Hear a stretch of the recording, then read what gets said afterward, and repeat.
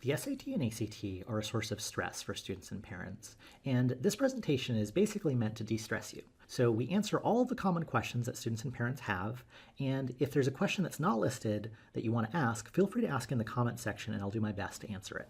I'm going to do a short answer, long answer format for all of these questions. I'll give you a short answer so that hopefully you can remember it, and then I'll dive a bit more deeply into that question. The first question is, which test is better for your child? The short answer is that you want to take a full-length practice test on both tests to see which is better. Now, I know that sitting down for 3 hours to take one of these tests is pretty annoying, particularly to have to do it twice, but those 6 to 7 hours you spend initially taking a full-length test on each one will be invaluable because it could potentially save you 50 hours of preparation down the line if you just spend those 6 to 7 hours to take a full-length practice test on each one. The long answer, of course, is that it depends, but let's quickly compare the tests. Both tests have 5 sections if you include the optional essay. For the SAT, we have reading, writing, and language, 2 math sections, a non-calculator part and a calculator part, and the essay. It's scored out of 1,600, and you get up to 800 on math and up to 800 on reading and writing, which is a combined score. The essay is up to 24 and is a separate score that does not affect the score out of 1,600. For the ACT, we have English, which is like the writing and language on the SAT and that they test grammar. Math, for which you have a calculator for the whole section. Reading, which is similar to SAT reading. Science, and the essay. You get a score out of 36 on the English, math, reading, and science sections, and those are averaged to get your composite score, which does round up if your score ends with 0.5. The essay is out of 12, and it's a separate score that does not affect your composite score out of 36. Now, 2 quick things I'd like to note before I move on. First, the science is often really scary to students, but in reality, the science section is not really science. Think of it more like reading comprehension with tables and graphs. Second, while the essay is technically optional on both the SAT and ACT, many colleges do require it, and so I would highly recommend doing the essay in order to make sure you keep your college options open. With those couple of things out of the way, let's compare the tests. Something you might have noticed is that the ACT has more questions and you have less time overall. This is actually the essential difference between the SAT and ACT. The SAT is a bit harder on a per question basis, but you have more time to think about your answers. The ACT questions are easier, but you have to move faster. So if we're answering the question of which test is better, then it seems pretty clear that slower test takers would tend to do better with the SAT, whereas faster test takers tend to do better with the ACT. So if in school your child always finishes his or her test early, then the ACT might be a better fit. The next factor to consider in SAT versus ACT is subject strength. Generally, I find that students who are better at math tend to do better on the SAT, whereas students who are better at reading and writing are stronger on the ACT. The reason for this is simple. On the SAT, math is 50% of your score. On the ACT, math is only 25% of your score, because it's one of the 4 sections that goes into the composite. So it's pretty obvious that math strength is going to be reflected on SAT. Next, let's look at higher scores versus lower scores. Generally, students at the top end don't need to worry as much about which test to pick, as typically students at the top end tend to be good at both tests. However, if you're at the lower end of scores, then I would probably recommend the ACT. The reason for this is that the ACT's learning curve is less steep than that of the SAT. I find that students with significant math, reading, or writing problems tend to find the ACT easier because the questions are easier, and therefore it's a bit easier to improve quickly on that test. The last factor to consider is whether you have extended time. If you have extended time, you must take the ACT. Well, you don't have to. I can't make you do it, but I can't strongly recommend the ACT enough if you have extended time. Remember that the primary challenge for students on the ACT is time. If you have 50% extra time, this helps a lot on the ACT. For the SAT, because the questions are harder, extended time does help, but not nearly as much as it does on the ACT. The next question is, do colleges prefer one test over the other?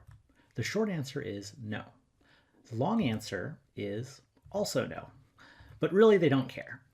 100% of colleges accept both tests. There are some schools that don't require the SAT or ACT at all, but to the best of my knowledge, if a college accepts one test, they accept the other. That said, it's true that some colleges do receive a higher proportion of one test versus another. Generally, colleges in the Midwest will tend to see most applicants applying with the ACT, whereas schools on the coasts tend to get more SAT. But even if 90% of applicants to a particular college are submitting the ACT and you submit the SAT, that's okay. There's a concordance table that can roughly translate the scores, so it's possible to compare college applicants. The next question is, how many times can your child take the test? The short answer is, for the SAT 2 to 3 times, and for the ACT you can take it as many times as you want, and I'll go into why shortly. For the long answer, let's first talk about score choice. A common worry among students and parents is that colleges will be able to see your SAT and ACT scores. They will not. You explicitly authorize which scores are sent to colleges. They don't automatically see them. That said, some colleges do ask you to send all of your scores. Let's step back for a second and discuss the three main score policies for college admissions. There's superscoring, single sitting, and all scores. Colleges that superscore combine your best sections across multiple tests. Colleges with a single sitting policy will consider your highest single test, and colleges with an all scores policy want to see all of your scores and consider them as a package. So for those schools that have the all scores policy, you're supposed to send everything. Now, are some people going to be dishonest and not send all the SAT scores for a college that asks for them? Yes, of course, but I can't recommend that. I would just advise to be honest with this. Now, because some colleges have an all scores policy, I would highly recommend that you not go take the real SAT as a baseline. This is something that I see parents have their children do very frequently. Basically, they say, why don't you go try the SAT and see where you're at? But this is actually a horrible idea, because for the schools that have the all scores policy, they're going to see that bad score on your record, and that does not look good. So for those schools that have the all scores policy, I would say if you want to keep those schools in your college list, I would advise taking the SAT a maximum of 3 times. Up to 3 is perfectly normal and I wouldn't stress about it. But if you're thinking about a 4th time, I would only do that if you're sure you're going to improve on that 4th attempt. If you take it a 4th time and you don't improve at all, that does look kind of bad. So you want to think hard about whether you're going to take it a 4th time. This segues into the next question, which is, can the scores be canceled or deleted? The short answer is that you can cancel your SAT or ACT score up until the Thursday after your test, but only the ACT allows for deletion of scores. For the long answer, here are the exact deadlines for the SAT and ACT. But really the important thing is this: score deletion is possible on the ACT, but not the SAT. If there's one thing in this presentation to remember, it's this.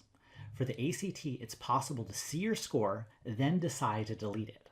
For the SAT, once you get the score, it's impossible to remove it from your record. Now, of course, this means that it's possible to game the system for the ACT. You could take the ACT 10 times to get the score you want, then delete 9 of them. But most people are not going to go to that level of effort. Either way, this is a huge difference between the SAT and ACT that should be considered. I often tell students that if you tend to get very anxious for big tests, the ACT may be a better test for you simply because you can take it as many times as you want without consequence. The next question is, when should your child take the test? The short answer is when he or she is ready to get the goal score, which should be fairly obvious, but I realize it's not especially helpful. The long answer will hopefully be more instructive. I recommend taking it at the beginning of junior year, either in the summer going into 11th grade or the fall of 11th grade. I do not recommend taking it in the spring of junior year for the first time if you can help it. The reason that it's better to take it early in the junior year rather than toward the end of junior year is pretty simple, which is just that junior year can be stressful. Junior year grades are extremely important for college admissions, and there are AP exams and SAT subject tests to study for in the spring. Trying to tackle the SAT or ACT during that time period in addition can be quite stressful. That said, it's better to take the test in the spring of junior year than to wait until senior year. I would highly recommend not waiting until senior year to take the SAT or ACT for the first time. At that point, you're applying to colleges and it could be even more stressful. It's perfectly fine to take the test for a second or third time in senior year, but taking it for the first time is pretty stressful. It's nice to at least have some score on the SAT or ACT by the end of junior year. Now, is it possible to take it earlier than junior year? Yes. If you're very advanced, it's possible to take it at the end of sophomore year. However, I would only recommend doing this if you're able to get a 1500 plus on the SAT or 34 plus on the ACT, basically the top echelon of scores. Also, it's possible to take the SAT or ACT as a middle schooler. Typically, students do this if they're trying to qualify for a summer program such as CTY, which is actually a program I went to myself and thought was quite fun. If you do take the test as a middle schooler, there's no need to worry because your scores are deleted automatically once you enter high school, unless you specifically ask for them to be kept. And then lastly on this question, let's take a look at when the SAT and ACT are offered. They're each offered 7 times per year, and we can see that on this chart. A few quick notes. First, the SAT and ACT never overlap, so it's always possible to take both tests in a given month. Second, it's possible to take the SAT subject test on any date in which the SAT is offered, except for March. You can't do the subject tests in March, you can only do the general SAT. Also, you can't do the general SAT and the subject tests at the same time, so you can only do one or the other, not both. And then the third thing is that you need to register 5 to 6 weeks in advance of the date to avoid a late fee. It's also a good idea to register early because otherwise you might be stuck going to a test center that's pretty far away. I can assure you that it won't be fun if you have to drive for 40 minutes to get to the test center for your test at 7:30 in the morning. That's not going to be a fun day for you. The next question is, when should your child start studying? The short answer is during the summer between 10th and 11th grade, and earlier if it's possible. The long answer will discuss a couple of things. First, I ideally like to have students prep in the summers so that prep doesn't interfere with grades. Grades are ultimately more important for college admissions than your SAT or ACT scores, so you don't want to potentially hurt your grades by prepping for the SAT or ACT during a school year. So that's kind of the ideal, is to do it during the summer. Now, for students with higher scores, the advice I gave in the short answer pretty much applies. Your child can start prep during the summer prior to 11th grade, and then take the real test in the fall of 11th grade or possibly at the end of that summer. For students with lower scores, however, I recommend starting earlier if you can. Let's say you're a student with an SAT or PSAT score of 1100 and you want to get to 1550. That type of massive improvement is almost impossible to do in one summer of prep, but in 2 summers, it's quite possible. So let's say you start in the summer between 9th and 10th grade, and you move your 1100 up to, say, 1370. That's great. Then you can take off during the school year and return to prep the next summer between 10th and 11th grade in order to make the final push to 1550. Finally, you take the test in the fall of junior year. So basically, you're doing 2 pushes up in the score in order to achieve a massive improvement. And that's one of the reasons that it's great to start early, is that there isn't a cap on your score. Now, you might say, won't your child just forget everything he or she learned that first summer? We actually find that this is not the case, at least for our students. If you prep in a very fundamental way that focuses on building your math, reading, and writing skills, rather than on test-taking tricks, you don't really lose that. This actually segues into another reason that starting prep early is a good idea, which is that it helps with school. If you're better at math, reading, and writing, if you're basically just better at thinking, then obviously you're going to get better at school as well. And this is something that actually a lot of our students have told us, is that school just seems easier once you've done some SAT or ACT prep. The final question is, what's a good score? The short answer is, unfortunately, not helpful. But the long answer should be. What you want to do is look at the 25th and 75th percentile scores for the colleges in which you're interested. The 25th percentile means that 25% of the students who go to that school got that test score or worse. The 75th percentile means that 25% of the students who go there got that score or better. Generally, I tell students that if you're below the 25th percentile, your chances of admission are low. If you're above the 75th percentile, you have a good to great chance. And if you're near the median score, then you have a decent shot. The reason for this is that colleges don't want to hurt their own statistics. Colleges are quite competitive with one another. They look at the US News rankings, and part of that ranking is test scores. If by admitting you, the college drags down its own stats, you need to offer something unique to make them admit you. Here's data on a couple of colleges. Stanford is a top school, and you can see that their 75th percentile is a 1540, or a 35 on the ACT. UC Berkeley is still a top school, but slightly lower ranked than Stanford is, and the scores also reflect that. Their 75th percentile is a 1490 on the SAT and a 34 on the ACT.